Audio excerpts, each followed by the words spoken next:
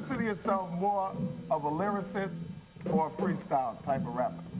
I say a lyricist. Real ill. Fat beats, fat rhymes, fat hooks. That's what hip-hop is all about. The life of Big L is an undeniable testament to both the immense talent and heartbreaking tragedy that can accompany a rising star in the world of hip-hop. Hailing from Harlem, New York, Big L's lyrical prowess and captivating delivery quickly garnered him recognition as one of the genre's most promising artists in the 1990s. Then while we hold gats, you hold knives. When you sold apes, we sold pies. When you roll bikes, we drove fives. There's no comparison, son. Just embarrassing. I'm running with some of the baddest men in the whole New York. However, despite his undeniable potential and growing success, his life was tragically cut short, leaving a void in the rap community all over the world. Lamont Coleman was born on May 30th, 1974, in Harlem, New York. He was the youngest of 3 children, born to Gilda Pinky Terry and Charles Davis. Unfortunately, he grew up in a single-parent household because his father left the family when Coleman was just a child. He and his brothers, Donald and Leroy, grew up in a 2-room apartment on 139th Street and Lenox Avenue. Growing up, he was often called by the nickname Little L, since he was the youngest, or Mont. According to Don, everybody on the block was like family. They grew up struggling like everybody else, but their mother did everything to support her children, including running numbers, which according to Dawn, helped her to get a lot of nice things for them. We had a new bedroom set like every 2 years. We had a new living room set every year. We had the name chains with the ring and the bracelet when we were like 10. Everybody loved their mother because she not only took care of her own children, but also looked after everybody on the block. She was the president of Tenants Association, and the block parties was on after that. She'd get the food, cook, everybody would come out. She started going to Great Adventure with the kids from the block. She would pay for everyone. According to his brother Don, Big L was actually adopted by the family from their uncle. When their uncle came back from the army, after the war, he had a lot of mental problems. They took Lamont to live with them. That's where the name Coleman came from. It was from his mother. Unfortunately, they were never able to find her. L found out about it at around the age of 14, and despite being teased by his brothers, he never really cared about it and just brushed it off. Big L got his first spark for hip-hop when he and his brother went to the Run DMC concert in 1985. Don had 2 tickets and decided to take Lamont with him. Despite being underage, Don snuck him into the concert, and after he heard I'm the king of rock, there ain't none higher, sucker MCs should call me sire, and everybody started to jump, L was stunned, with his mouth wide open, completely mesmerized by what was happening. At the age of 12, Coleman became a huge hip-hop fanatic and began freestyling against people in his neighborhood with his brother Don on the turntables. In the beginning, all I ever saw me doing was battling everybody on the street corners, rhyming in the hallways, beating on the wall, and rhyming to my friends. Every now and then, a house party, grab the mic, a block party, grab the mic. He had grown to realize that it was time to change the nickname. Plus, he wasn't a big fan of calling himself Little since he felt like it belittled him, so he changed it to Big L. A name that would soon become legendary in the hip-hop world. It's interesting that less than 10 years later, people started to call themselves Lil, and what was considered in a way emasculate just 10 years prior, now became a new wave. Apart from spending a lot of time with his brother Don, he was always closer with Leroy, better known as Lee, and even looked up to him. Lee wasn't a big fan of music and would rather solve conflicts with hands than freestyle battles. During the Complex interview, Don said, I was the oldest, but everybody thought my brother Lee was the oldest because he was really dangerous. He never smiled, he never laughed. Jules, one of the childhood friends, who also grew up on the same block, didn't shy away from describing him as the most notable scary guy amongst groups of scary guys. Growing up as close to the streets as Big L and his brothers were, it wasn't a surprise that some of the family members would also choose this route. Apart from him, there were a lot of guys who were freestyle battling on the block, one of which was Jules' friend and a guy who L liked a lot, D-Wiz. One day, L said to him, Yo, I wanna rhyme, what do I need to do? And he simply responded with, get a notebook and start writing. That was exactly what he did, and in 1990, L began writing some of his first rhymes on paper, Big Daddy Kane being one of his main influences. Around the same time, he founded a group called 3 The Hard Way. The group consisted of Big L, Doc Ream, and Rodney. Unfortunately, the group didn't release any albums, and not long after the group was founded, Rodney left the group due to lack of enthusiasm. Since there were only 2 members left, they changed the name to 2 Hard Motherfuckers. L would write something and then would rhyme to D-Wiz and Jules to see their reaction and hopefully get some feedback. They saw a lot of potential in L and took him to Shortman's home studio, which was locally known as a staple producer in Harlem. Soon enough, all of them would be going to different open mic events along 125th Street, participating in battles with the hope of getting noticed by somebody. A lot of major artists that they would meet simply ignored him, and some would listen, but would often respond with, "He's dope, but he rhymes too hard. We don't know what we could do with him." Or, "I'm just an artist on the label. I don't really have power on my own yet to be able to put him anywhere.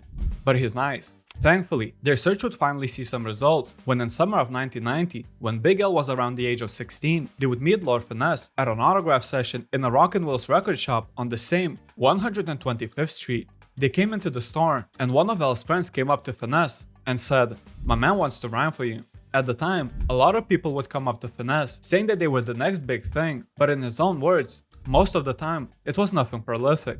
Responding to the situation, he was about to give him his manager's number when his friend doubled down and said, "Yo, he'll rhyme for you. If you don't like him, he'll never bother you again." Thankfully, it somehow worked, and he responded with, "Word, let me hear him." Lord Finesse was blown right away. The rhyme style, the punchlines, the compounds. He loved everything. From the first moment, I knew he was going to be great. He still needed to work on a lot of things, but at the time, I've never seen a 16-year-old this polished. He immediately took him under his wing, picking him up from school and bringing him on every interview and every little show, just to show the world that he was the future of hip-hop. He started to hang around and later joined DITC, or Diggin' in the Crates, a hip-hop collective consisting of Lord Finesse, Diamond D, OC, Fat Joe, Buckwild, Showbiz, and AG. In 1991, he began recording various demos, some of which would later be featured on his debut album. He also founded the Harlem group, Children of the Corn, with Killa Cam, Mase, Herb McGruff, and Bloodshed. According to Jules, Children of the Corn originally were called Cage Fury. Children of the Corn was a group that was already in existence, but they were called Cage Fury. The Cage Fury was Mase, Cam'ron, Digga, and Bloodshed. They had gone to L a few times in regard to working. L was always so busy, so they went to Herb McGruff. When Gruff got on it, that's when L said, "You know, my man f***ing with it, I'll f*** with it." L was always trying to put his friends on, a trait that he would carry throughout his life. Money was still an issue, so he and the boys from Children of the Corn created a new hustle. L was battling guys left and right, winning every single battle, so his boys started to put money on him and give him half of their winnings. It got to a point where L was so feared, not for his street antics, but rather for his skills on the mic, and nobody wanted to battle him. According to Dame Dash, one day Jay-Z pulled up on Big L and challenged him to a battle. "Yo, my man Jay wants to battle L." L came down the block, dapped everybody up, and they started to go back and forth at each other. At the end, everybody called it a draw, but one thing was for sure, they both gained some serious respect for one another. While everybody called it a tie, L himself told Finesse that he actually won the battle when he called him afterward, reciting the rhymes that he was kicking. Big L made his first professional appearance on the SUME remix on the B-side of Party Over Here by Lord Finesse. I only roll with originators. Chicks stick to my like magnets on refrigerators. In 1992, he made his first album appearance on the song Represent by Showbiz and AGG's Runaway Slave. MCs be bragging about cash they collect, but them chumps is like Ray Charles cause they ain't see no money yet. He also graduated from high school and won an amateur freestyle battle, which consisted of about 2,000 contestants. With a lot of hype around his name in Harlem and cosigns from artists like Lord Finesse, the same year, Coleman landed a record deal with Columbia Records.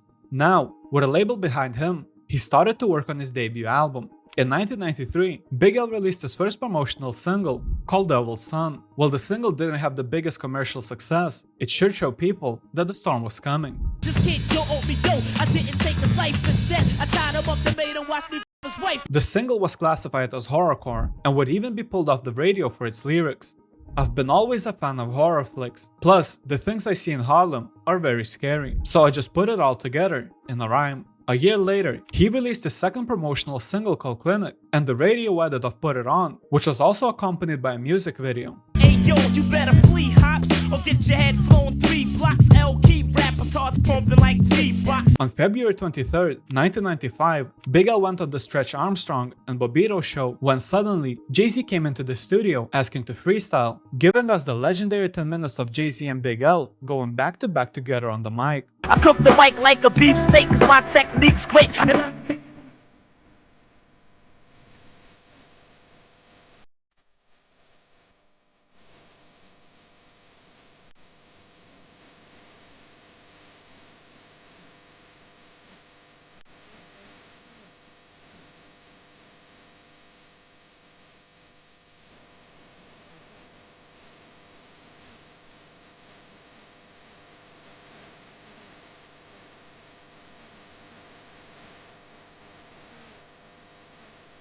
With a lot of buzz around his name and a couple of years in the industry under his belt, Big L knew it was finally the time to release his debut album.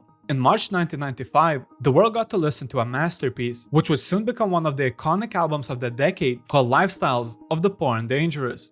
The album was a great success. While it only reached 149th spot on the Billboard 200, the album would go on to sell 200,000 copies and fully solidified Big L's name in the world of hip-hop. The album is filled with complex rhymes, wordplays, and some of the best punchlines in the hip-hop. So don't step to this cause I got a live crew. You might be kinda big, but they make coffee so size 2. A tech 9 is my utensil. Filling niggas with so much lead they can use they for a pencil. Step to this and get shanked up. I knocked out so many teeth the tooth fairy went bankrupt. The album received positive reviews from music critics, earning praise for his lyricism and wordplay. However, when it came down to the ratings, AllMusic gave the album 3 out of 5 star rating, stating, with better production and marketing, Big L might have found himself with a platinum album, but instead, he settled for platinum respect. Unfortunately, what should have been a start to an amazing career quickly turned to disputes with the label. The record label that he was signed at the time, Columbia Records, wasn't a fan of his style. They were looking for somebody more mellow and didn't like the artistic approach that L was embracing in his music, which was horrorcore. Disputes between Coleman and the label were finalized in 1996 when Columbia Records officially dropped Big L from the label. When asked about the reasoning behind the drop, he responded with, "I was with a bunch of strangers that didn't really know my music." With his music career now in question, more sad news followed. On March 2nd, 1997, one of the members of Children of the Corn, Bloodshed, which was also Cam'ron's cousin, died in a car accident in New York. The loss devastated everybody, and the group disbanded not long after that. The grind didn't stop, and despite having no label behind, he started to work on his second album, called The Big Picture, and would also in July appear with DITC on an issue of the Go magazine. The same year, he also appeared on OC's single, Dangerous. I be that smooth cat you never seen rolling with clowns. One of the few from uptown that's holding it down. And was the opening act for his European jewel store. A year later, he decided to finally open up his own independent label called Flamboyant Entertainment, and according to the Village Voice, it planned to distribute the kind of hip-hop that sold without top 40 samples or R&B hooks. 3 years after his solo release, in 1998, L released his new single called Ebonics. Ain't you Dutch and Sherm? If you got AIDS, you got the germ. If a chick gave you a disease, then you got burned. The single was so good that it was not only called one of the top 5 independent singles of the year by the Source magazine, but also caught the attention of Damien Dash, the CEO of Rockefeller Records. This was huge for Big L, but he managed to remain calm and didn't jump the gun to sign to the label after the first offer. Dash offered him a deal as a solo artist, but one thing about Big L was that he always looked after his people, so he declined and demanded to sign not only him, but also his whole crew. Surprisingly, they were open to a conversation about it, and on February 8, 1999, Coleman, Herb McGruff, C-Town, and Jay-Z started the process to sign with a Rockefeller as a group called the Wolfpack. This was the biggest deal of his life. He would not only sign to Rockefeller, have a label behind his back that would see and fulfill his vision, but the deal would also put his day ones on the map, sharing the success with his people. But unfortunately, once again, when the dream was within the hand's reach, tragedy was looming on the horizon. Only a week later, on February 15, 1999, at approximately 8:30 p.m., Big L was standing at 45 West, 139th Street in his native Harlem when a car pulled up next to him and started firing shots. He was hit 9 times in the face and the chest, instantly dying at the scene. 3 months after the shooting, one of Big L's childhood friends, who was also on his debut album cover, Gerard Woodley, was arrested in connection to the crime. They had 2 main theories. One theory is that Big L's older brother, Lee, put out a hit on Woodley and 2 other gang members, and Big L was asked to help the gunman by pointing out who the targets were. Weeks before Big L's shooting, Woodley survived an attempt on his life, and Big L, according to the police, was reportedly seen in the presence of the hitman. The second theory was that Big L was far less innocent than he was originally portrayed. They claimed that they had several sources that confirmed him being a member of a local gang that robbed drug dealers. During the investigation, they were not only unable to find surveillance footage that might implicate Woodley in the crime, but also there were no witnesses who were willing to testify, opposing the idea of snitching. Both of the theories remain in the same status to this day, because due to lack of evidence, Gerard Woodley was released from custody and Big L's case was left unsolved. While there was insufficient evidence to convict Woodley of the shooting, his release remains controversial. In 2010, L's brother Don, in an interview, claimed that Big L was sent to do something that he was not supposed to by their brother Leroy, or Lee, confirming the speculations about it being a retaliation to his actions. In 2017, Gerald Woodley's cousin, Lou Black, released a book in which he details his first-hand interactions with the NFL crew and Big L. He once again confirmed the speculation about it being a retaliation to an attempted shooting of Woodley. Black did not specify if Woodley personally killed L. The oldest brother Lee was shot and killed on March 27, 2002. Gerald Woodley would also be gunned down years later, on July 24, 2016, less than 250 yards away from the location where Big L was found dead. Regardless what was the reason behind the shooting, that night, the world lost one of the biggest what-ifs in the music history. The news spread like wildfire, leaving a heavy cloud of grief handling over the city. Big L, the iconic rapper whose voice had echoed to millions of hearts, had tragically met his untimely demise, leaving all fans of hip-hop with a handful of unanswered questions.